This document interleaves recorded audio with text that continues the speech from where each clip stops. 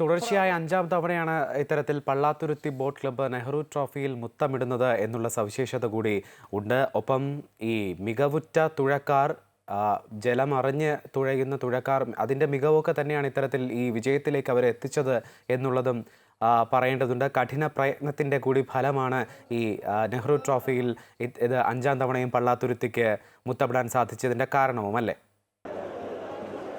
തീർച്ചയായും നന്ദു, നമുക്കറിയാം ഇത് നാളുകളായി നീണ്ടു നിൽക്കുന്ന വലിയൊരു പരിശീലനം. ആ പരിശീലനത്തിൻ്റെ ഭാഗമായിട്ട് കൂടിയാണ് ഇത്തവണ ഈ മുൻപ് സൂചിപ്പിച്ചിരുന്നതുപോലെ തന്നെ വയനാടിൻ്റെ പശ്ചാത്തലത്തിൽ നെഹ്റു ട്രോഫി മാറ്റിവെക്കുന്ന സാഹചര്യം ഉണ്ടായിരുന്നു.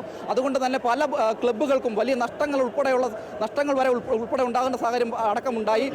വലിയ രീതിയിലുള്ള പരിശീലനം ഇതിൻ്റെ ഭാഗമായിട്ടുണ്ടാകണം.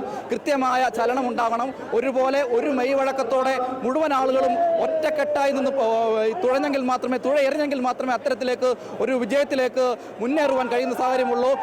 ഞാൻ തുടക്കത്തിൽ സൂചിപ്പിച്ചതുപോലെ തന്നെ വിയ്യപുരം കഴിഞ്ഞ ഘട്ടത്തിൽ നെഹ്റു ട്രോഫിയിൽ മുത്തമിട്ട വിയ്യപുരം ഇത്തവണയും നെഹ്റു ട്രോഫിക്ക് മുത്തമിടുന്ന സാഹചര്യം ഉണ്ടാകുമോ എന്ന് പോലും ആരാധകർ ഒരു ആശങ്കയിലേക്ക് എത്തുന്ന തരത്തിലേക്കുള്ള ഫോട്ടോ ഫിനിഷിംഗ് ടച്ചിലേക്ക് ഈ നെഹ്റു ട്രോഫി വള്ളങ്ങളുടെ ഫൈനൽ മത്സരം മാറുന്ന ഏറ്റവും മനോഹരമായ കാഴ്ചയുണ്ട്.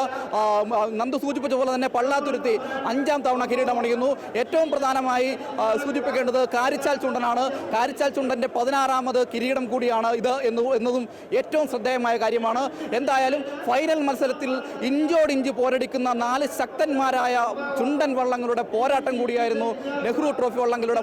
ശരി, അജയ്നാഥാണ് വിശദാംശങ്ങൾ നൽകിയത്. പുന്നമടക്കായിലെ ജലരാജാവായി കാരിച്ചാൽ ചുണ്ടൻ ഇഞ്ചോടിഞ്ച് പോരാട്ടത്തിൽ വിയ്യപുരത്തെ ഫോട്ടോ ഫിനിഷിലൂടെ തോൽപ്പിച്ചാണ് വിജയം കരസ്ഥമാക്കിയത്.